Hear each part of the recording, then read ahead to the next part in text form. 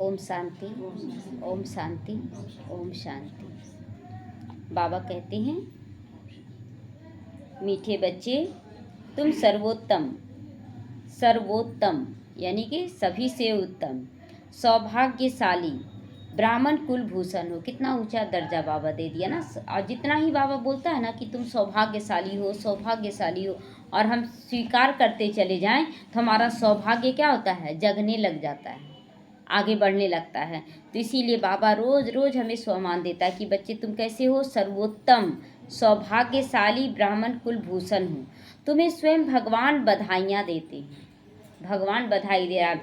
आने वाले विजयी गाथा हमारा गाया जाएगा, हम देव समान बन जाएंगे, देव बन जाएंगे, पूज्य स्वरूप बन जाएंगे।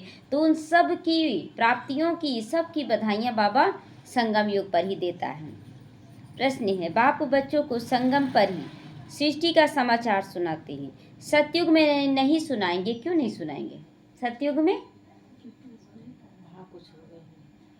क्योंकि वहाँ भगवान ही नहीं आता है ना। उत्तर है, क्योंकि सतयुग में तो है ही आदि का समय। उस समय सारी सृष्टि का समाचार अर्थात सृष्टि की आदि मध्य अंत का ज्ञान कैसे सुनाएं? जब तक सर्किल रिपीट ही नहीं हुआ है तब तक समाचार सुना ही कैसे सकते हैं? मतलब एक छोटा सा बच्चा जो जन्म लिया है उसको बोलेंगे कि बुढ़ापा तक का कहानी सुनाएंगे तो समझेगा भी नहीं, है ना। उसी तरह वो आदि का समय है, वही छोटा सा बच्चा का जन्म का समय है। तो उसमें भगवान क्या सुनाएंगे? उसकी कहानी वो पूरा करते जाएगा, जीते जाएगा, भूलते जाएगा, तब तो बोलेंगे तुम बच्चे में ऐसे करते थे, तुम ऐसे करते थे। तो संगम पर ही तुम बच्चे बाप द्वारा पूरा समाचार सुनते हो। यहाँ पर ही भगवान आकर हमारी सारी राम कहानी, आत्मा की कहानी सुनाता है। तुम्हें ही सारा ज्ञान का तीसरा नेत्र मिलता है। ओम शांति। आज है त्रिमूर्ति शिव जयंती, सो ब्राह्मण जयंती, सो संगम युग जयंती का शुभ दिवस है ना। आज बाबा शिवरात्रि के लिए क्या क्या बोला? शिव का अवतरण दिवस है पहला। दूसरा है शिव का अवतरण माना ब्राह्मणों का है ना जन्म होता है, और ब्राह्मणों का जन्म और शिव बाबा आए यानी कि संगम युग का जन्म। तो इन तीनों का भी जयंती हो गया। तो बहुत है जिनको बाबा ईश्वरीय जन्म सिद्ध अधिकार की प्रैक्टिस भी नहीं दे सकते, ग्रीटिंग्स भी नहीं दे सकते। क्यों नहीं दे सकते? ईश्वरीय जन्म सिद्ध अधिकार की ग्रीटिंग्स नहीं दे सकते हैं। क्यों नहीं दे सकते हैं? सबको नहीं दे सकते हैं। बहुत है जिनको नहीं दे सकते हैं। क्यों? बहुत है जिनको पता ही नहीं कि शिव बाबा कौन है, उनसे क्या मिलता है। आखिर देखिए, आज बहुत सारे मुस्लिम भाई बहन हैं, सबसे कट्टर हैं, तो उन लोग लेना भी नहीं चाहता है। उस कुल, हमारे कुल के जो आत्माएं हैं जो गई हैं वो सुनेंगी, लेकिन मुसलमान नहीं सुनना चाहता है, बहुत कट्टर। बाकी सब अधिकतर सुन लेते हैं, लेकिन उन लोग नहीं। तो बाबा इसीलिए कहते हैं कि बहुत ऐसे हैं जो सुनना भी पसंद नहीं करते हैं। तो वह ग्रीटिंग्स क्या समझ सकेंगे, बाप की बधाइयों को क्या समझ पाएंगे? तो नए बच्चे बिल्कुल समझ ना सके। यह है ज्ञान का डांस। कहते हैं ना, श्री कृष्ण डांस करता था, यहाँ बच्चियाँ राधे कृष्ण बनकर डांस करती हैं, परंतु डांस की तो बात यहाँ नहीं है। वह तो वहाँ सतयुग में बचपन में प्रिंस प्रिंसेस के साथ डांस करेंगे, है ना, वहाँ डांस करेंगे। यहाँ पर जैसे शिवरात्रि भी मनाते हैं तो राधा कृष्ण बनाकर उसका रासलीला करवाते, क्योंकि हम लोग राधे कृष्ण जैसे बन रहे हैं। तो बाबा कहते हैं डांस करने की ऐसी बात नहीं है, वो तो डांस वहाँ होगा, लेकिन यहाँ बनने की बात है। तो बच्चे जानते हैं बाप दादा हैं, तो दादा को ग्रैंड फादर कहा जाता है। यह दादा हुआ जिस्मानी फादर। दादा मतलब भाई, तो ये जो भाई है ब्रह्मा बाबा, वो है जिस्मानी पिता। वह तो वंडरफुल बात है यहाँ की।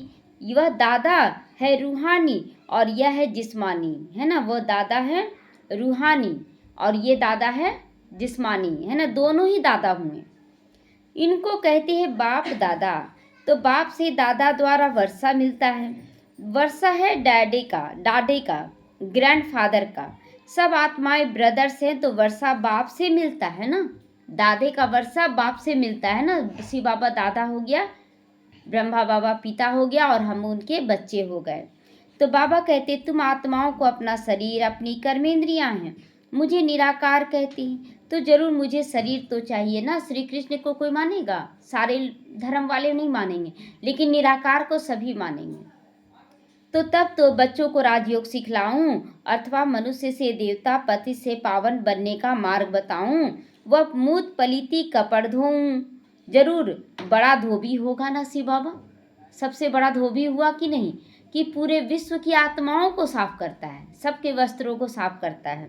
कहा बोलते हैं जैसे कपड़ा धोते हैं तो बाजू को अलग धोते हैं, आगे पीछे अलग धोते हैं, उसी तरह बाबा हमारी सारी कर्मेंद्रियों को धोता है।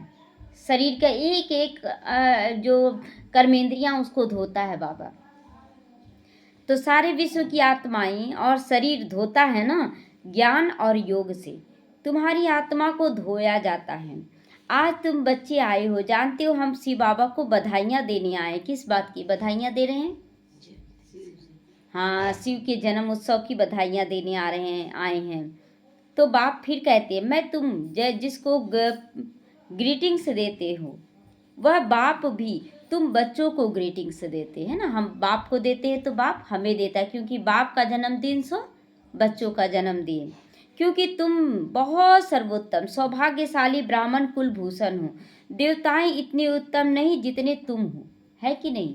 अभी जितना हम लोग आदि मध्य अंत को जान रहे हैं, सब कुछ समझ कर आगे बढ़ रहे हैं, पूज्य देव स्वरूप सब कुछ तैयार कर रहे हैं, क्या देवी देवता तो वो लोग गिरती कला में रहेंगे, इसलिए उनका उतना महत्व नहीं है। ब्राह्मण देवताओं से भी ऊंचे हैं, ऊंची से ऊंचा फिर बाप है, फिर वह आते हैं ब्रह्मा तन में, उनके तुम बच्चे हो, बहुत ऊंचे से ऊंचा ब्राह्मण बनते हो। ब्राह्मणों की है चोटी, उनके नीचे है देवताएं, सबसे ऊपर है बाबा। बाबा के नीचे कौन है?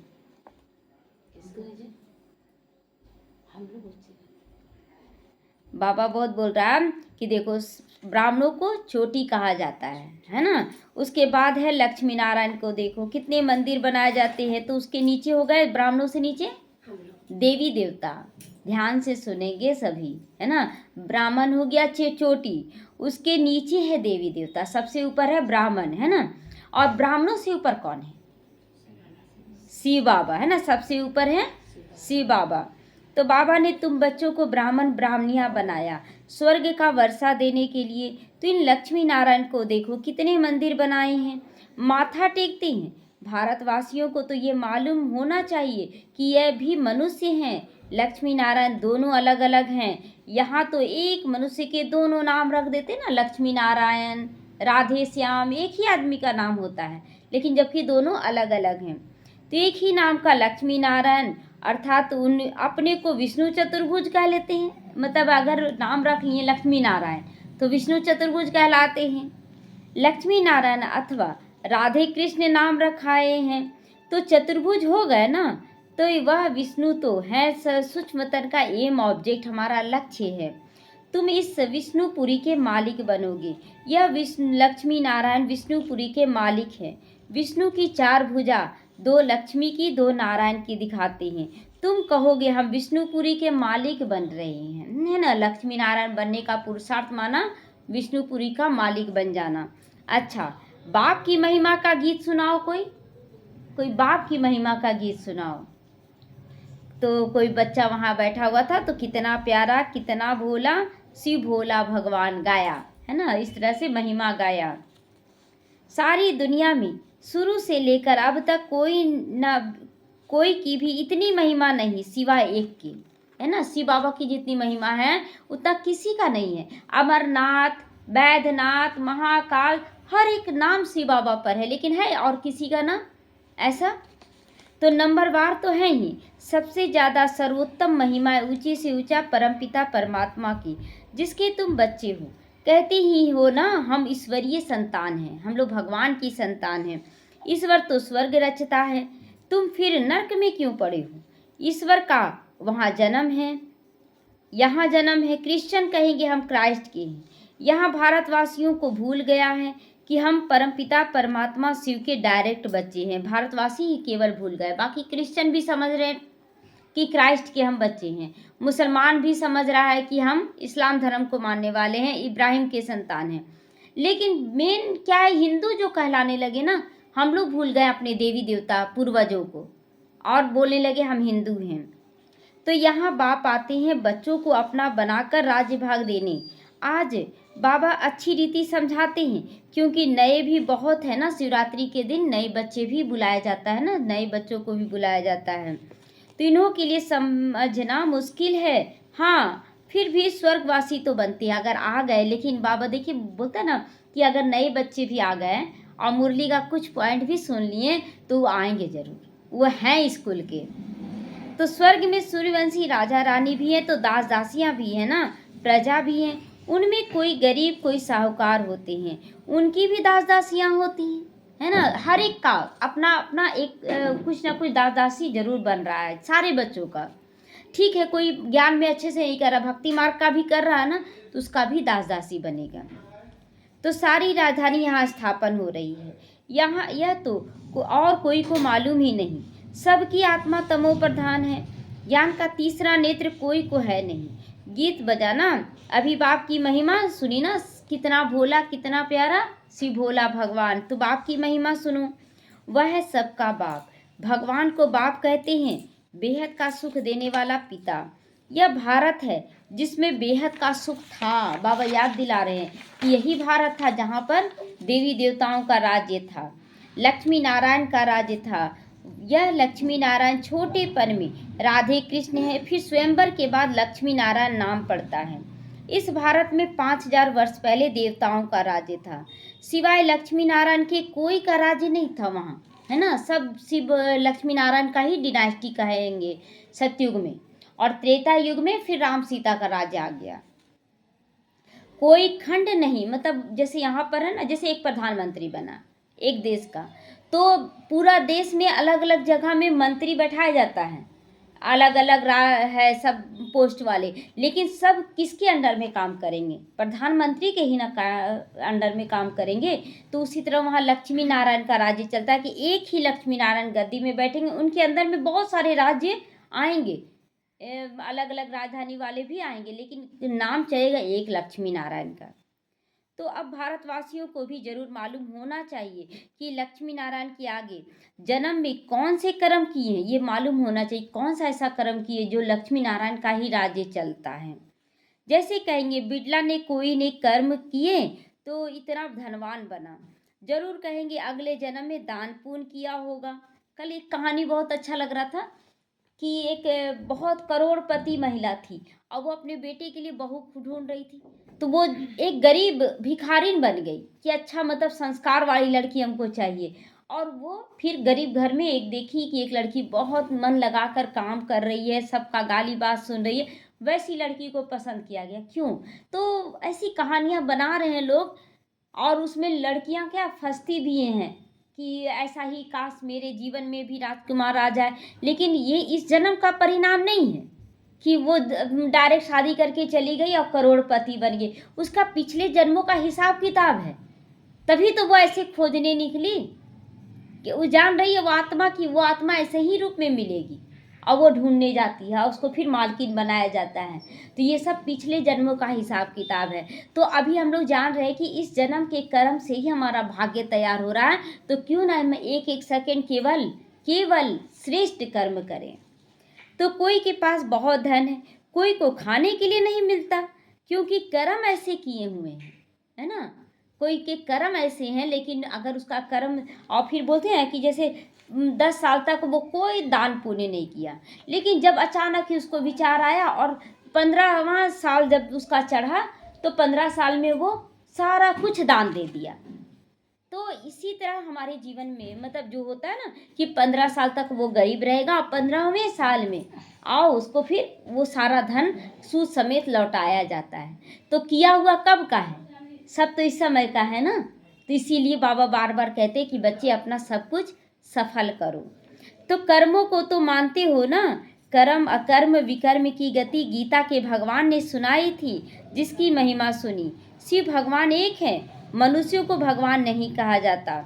अब बाप कहाँ आया है? समझते हैं सामने महाभारत लड़ाई खड़ी है, तो मीठे से मीठा बाबा समझाते हैं, इनको दुख में सभी याद करते हैं, दुख में सिमरन सब करे, दुख में सुख में करे न कोई, है ना। अभी दुख सबको है, तो इसीलिए सब भगवान को याद कर रहे हैं, सबको कुछ ना कुछ वर्षा तो जरूर मिलता है।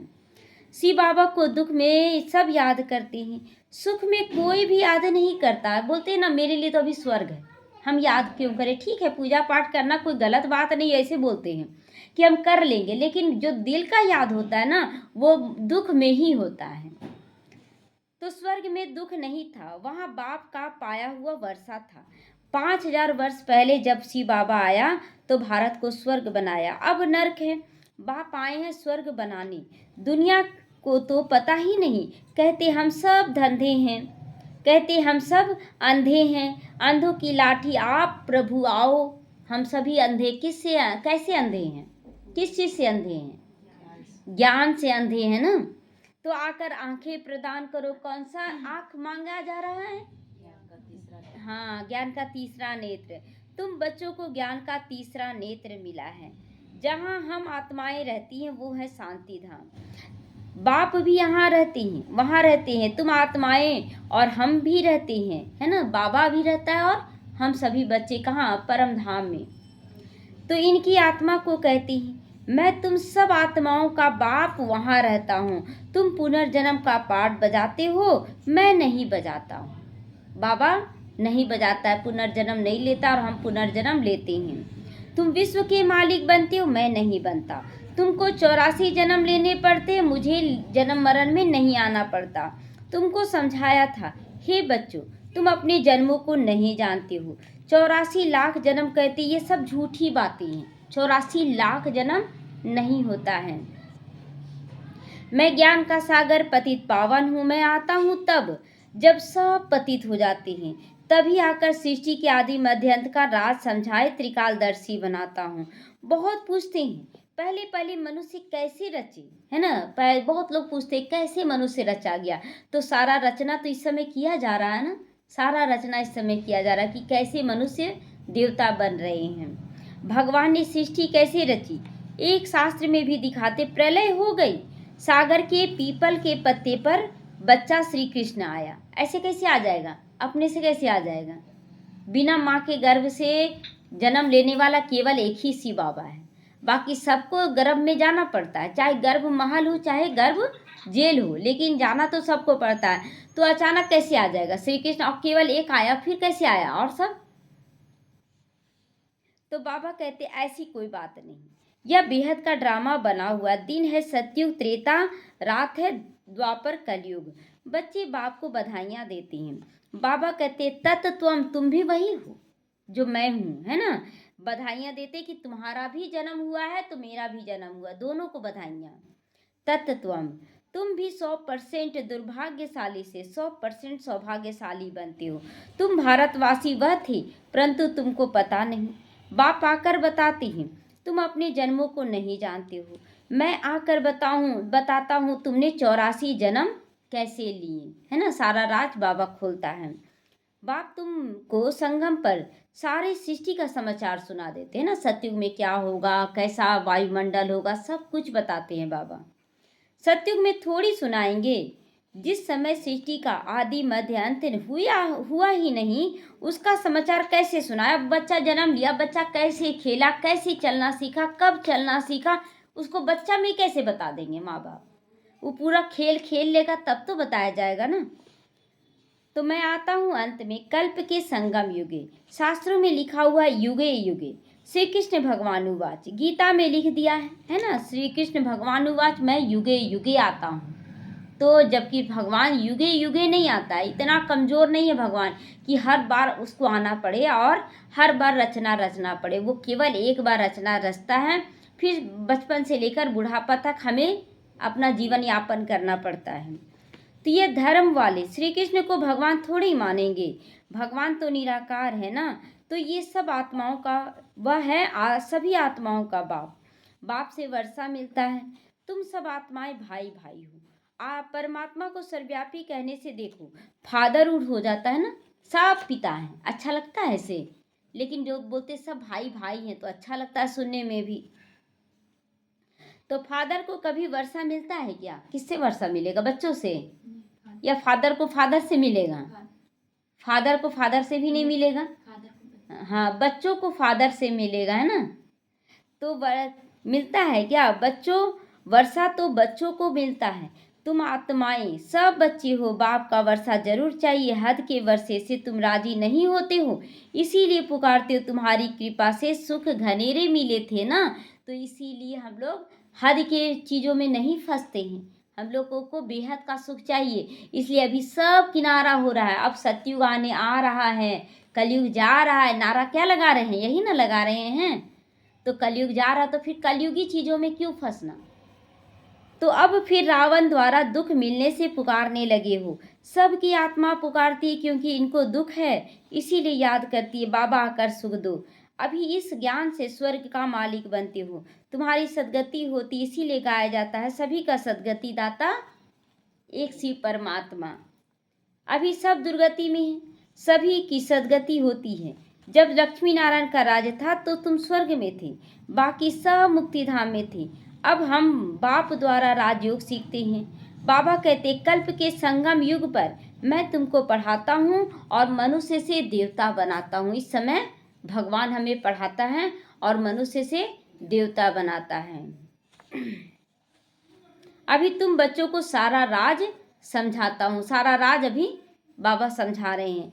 शिवरात्रि कब हुई ये सबको मालूम होना चाहिए। कब हुई शिवरात्रि?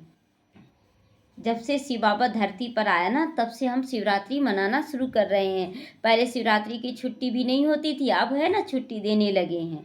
और जैसे जैसे समय आ रहा ना, देखिए ना अभी क्या है, शिवरात्रि मनाने के लिए हल्दी कर रहे हैं, मेहंदी कर रहे हैं, संगीत कर रहे हैं। सब जगह, एक ही जगह नहीं, सब जगह हो रहा है। तो कितना धूमधाम से कर रहे हैं ना। तो ये क्या है, किसको लग रहा है? हल्दी किसको लग रहा है? मेहंदी किसको लग रहा है? हम बच्चों को लग रहा है ना। हम बच्चों के लिए मनाया जा रहा है ये सब। तो क्या हुआ, शिव बाबा कब आया कुछ भी बाहर वाले नहीं जानते, बस मनाते हैं। तो हम लोग ना अनुभव करें, ये सब हमारे लिए मनाया जा रहा है। तो पत्थर बुद्धि ठहरे, अभी तुम पारस बुद्धि बनते हो। भारत पारसपुरी गोल्डन एज था। लक्ष्मी नारायण को भी भगवान भगवती कहते हैं। उन्हों को वर्षा भगवान ने ही दिया, फिर भी दे रहे हैं।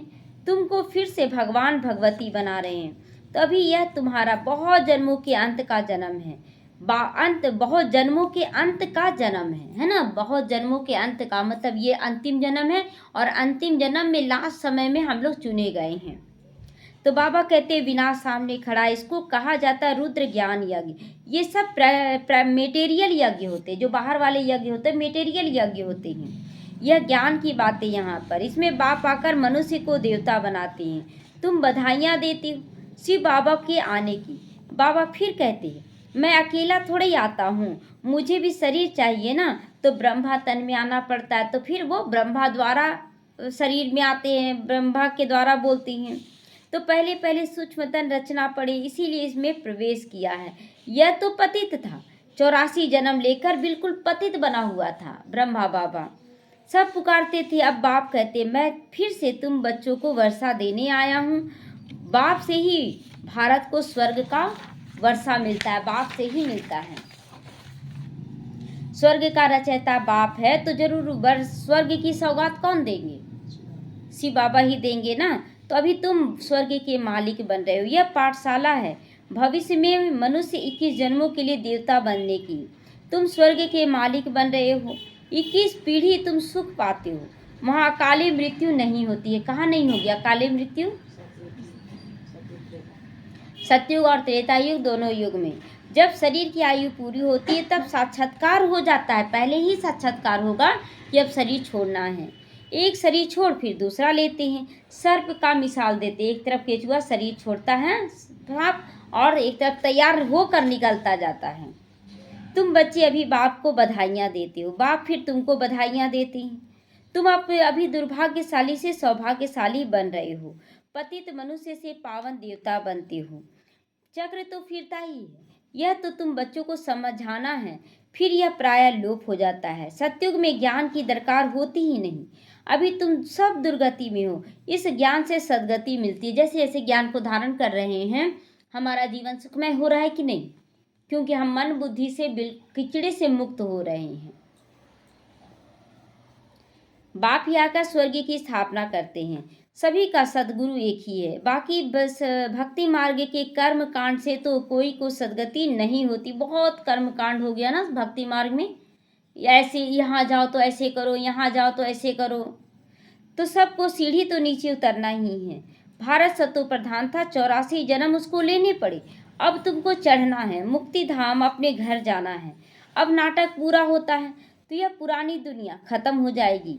भारत को अविनाशी खंड कहा जाता है। बाप का जन्म स्थान कोई खत्म नहीं होता है।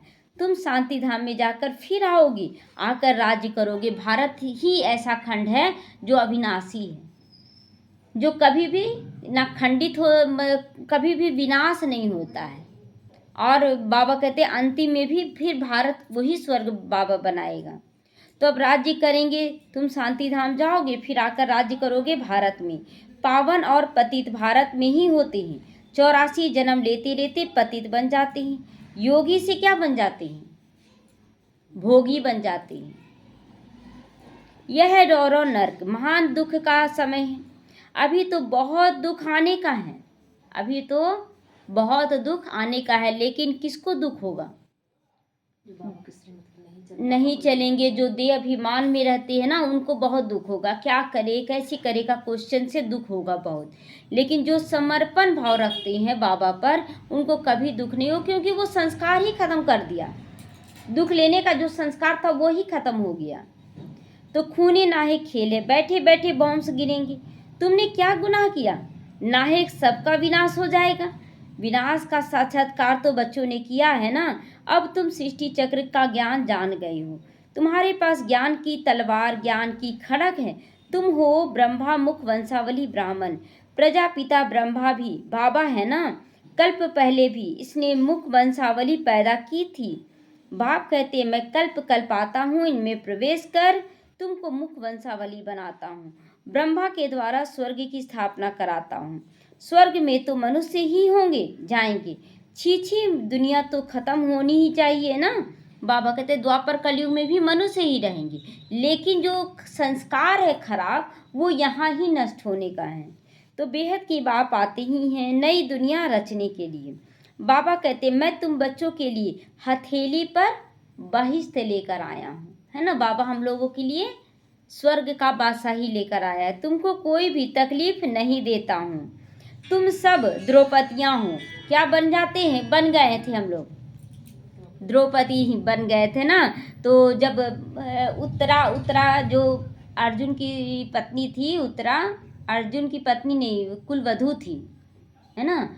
तो वो जब रोने लगी तो द्रौपदी क्या बोलती है कि तुम मत रो, हम तो देहधारी के पास मदद मांगने गए, तुम डायरेक्ट भगवान से मांगो। श्री कृष्ण उस समय दिखाया गया ना शास्त्रों में। तो श्री कृष्ण को याद करो, तुम्हारा सब कुछ ठीक हो जाएगा। सो हम तो भीष्म पितामह मतलब वरिष्ठ को याद किए। तो अभी भी बहुत बच्चे क्या करते हैं कि वरिष्ठ को याद करते हैं कि नहीं, उनका दृष्टि ले लेंगे, उनसे बात कर लेंगे तो सब ठीक हो जाएगा। राय लेना एक अलग बात है, चलो जो अनुभवी है उनसे राय लें, लेकिन वर्षा लेने की जहाँ बात हो वहाँ मन ही मन बाबा को ही समर्पण करे। सब कुछ बाप से ही वर्षा लेना है। तो वही द्रौपदी समझाई कि हम भीष्म पितामह जो खड़े हो जाते तो चाहते तो रोक सकते थे, लेकिन रोक नहीं पाए। तो उसी तरह यहाँ कोई भी कितना भी ऊंचा पद अधिकारी हो, बाबा के बच्चे भी, तो वो कुछ नहीं कर सकते। इसलिए अंदर में बाबा को याद करना, रिगार्ड सबको देना है। अच्छा, मीठे मीठे सीखी लदे बच्चों प्रति माता पिता बाप दादा का याद प्यार और गुड मॉर्निंग। रूहानी बाप की रूहानी बच्चों को नमस्ते। हम रूहानी बच्चों की रूहानी माता पिता बाप दादा को याद प्यार, गुड मॉर्निंग और नमस्ते नमस्ते। शुक्रिया बाबा, शुक्रिया। हम रहेंगे सदा हंसते हंसते, जाएंगे शिव बाबा के साथ परम धाम, आएंगे सत्युग में हंसते हंसते। ओम शांति। धारणा के लिए मुख्य सार है, देवताओं से भी ऊंचा कौन? ब्राह्मण बच्चे, है ना। देवताओं से भी ऊंचे हम ब्राह्मण बच्चे हैं। इस रूहानी नशे में रहना है। ज्ञान और योग से आत्मा को स्वच्छ पावन बनाना है। दूसरा है सबको शिव बाबा के अवतरण की बधाइयाँ देनी है। सबको, एक दूसरे को, मतलब हम भी दें, आप भी दें, एक दूसरे को दे, शिव बाबा को दे, शिव बाबा हमें दे रहा है। तो बाप का परिचय देकर बाप पति से पावन बनना है, रावण दुश्मन से मुक्त होना है। वरदान भी आज बहुत सुंदर है। विस्तार की रंग बिरंगी बातों से किनारा कर मुश्किल को सहज बनाने वाले सहज योगी बनो। योग किससे रहना चाहिए? शिव बाबा से। रंग बिरंगी विस्तार से न्यारा बन जाना है। जब बाप को देखने के बजाय बातों को देखने लग जाते हो तो कई सारे क्वेश्चन उत्पन्न होते हैं और सहज बात भी मुश्किल अनुभव होने लगती है, क्योंकि बातें हैं वृक्ष और बाप है बीज। याद किसको करना? वृक्ष को कि बाप को? बाप बीज को याद करना है। तो जो विस्तार वाले वृक्ष को हाथ में उठाते हैं वह बाप को किनारा कर देते हैं। फिर विस्तार एक जाल बन जाता है जिसमें फंसते जाते हैं। बातों के विस्तार में रंग बिरंगी बातें होती हैं जो अपनी ओर आकर्षित कर लेती हैं। इसीलिए बीज रूप बाप को याद करो, बिंदी लगाकर उससे किनारा कर लो और सहज योगी बन जाओगे। जब बाप को याद करेंगे और बाप को याद करके बिंदी हर बात में लगाएंगे तो सहज ही हम क्या बन जाएंगे? सहज योगी बन जाएंगे।